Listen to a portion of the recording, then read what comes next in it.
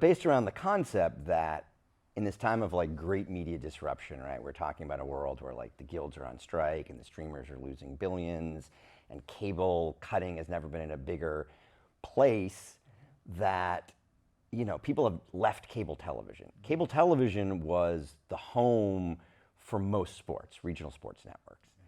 And so the postulate really is, as people leave cable, if you're the NFL, the NBA, MLB, you're going to end up on Amazon, you're going to end up on Apple.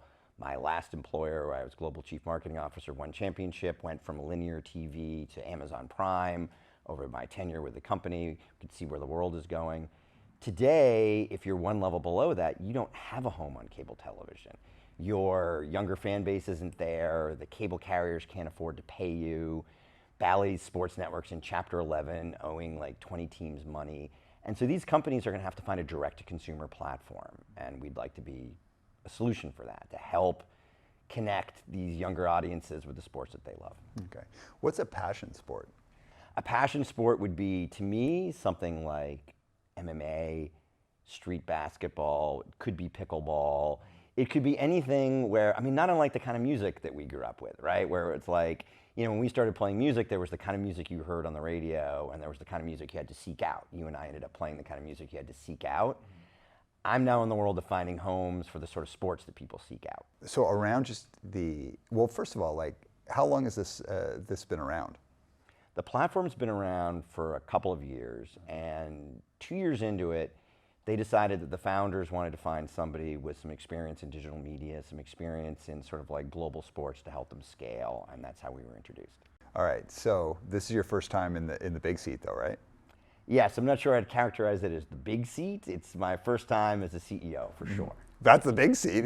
What is not the big seat about it? Well, it's interesting. What I've learned in time is, scale. We can talk about that, about my journey for the last couple of years. But, we are a company of 15 people, trying to make an impact in the world, and I'm certainly CEO. I've spent time as like a VP or an SVP in companies of tens of thousands, right? So there's a lot of ways to define the big seat. I spent 6 years at Activision, and they sold this year for $90 billion. That was a big seat, right? Mm-hmm. It wasn't the CEO job, but it was a big seat with a lot of pressure and a lot of revenue pressure. The reason I call it the big seat, and it's not like from an ego perspective, it's not how many people you're leading, it's the like, there's no one to blame but you at the end. It's like, it is the space where it's like all accountability, all things land on you, you're the person. There's no one to look up and be like, well, maybe like go upstairs and do that. It lands on you. And success, failure, all of it, you're accountable for. You are 100% right about it. It's interesting because, I was sort of talking to my wife about that when I started the job, and I was like, before I could always say like, well, I didn't agree with that decision, and look what happened. Totally. Or like, oh, if we'd only done that, or that analyst had only done that. I can't hide behind any of that stuff anymore. And one of my big realizations as a first-time CEO is exactly that. Like, I must be accountable for everything. I must be accountable for every mistake, for every moment of indecision, for every flinch, for every stall. You're absolutely right. It falls on me. Yeah, and it's like, it's awesome, and it sucks. I don't want to speak to you, but I'll speak for me. So our company has 30 people, and I didn't take on the CEO title until like, I didn't want to be like, I am the only person who works here, and I'm the CEO. Like, I didn't want to do that. I was like technically the CEO. I waited until we had, I don't know, like let's say 10 people working in the company. And now we have, with contractors, 30-ish, maybe 35 people in that space. Why I love it is I love just creating and making things and following my gut or following my business sense, or the combination of the two of them. I love all of that. What I don't like is whatever the mistake is, I have to see my accountability in it, no matter what. And even if it's something that's somehow removed from me, like it's within the business, but I wasn't directly involved, I have to understand, well, what is the thing that I did or didn't do that created the dynamic that thing happened? And it is the most blameless job, because you can't go around blaming people, because you have to come back and be like, okay, what did I do that created this, or what didn't I do that created this? Absolutely.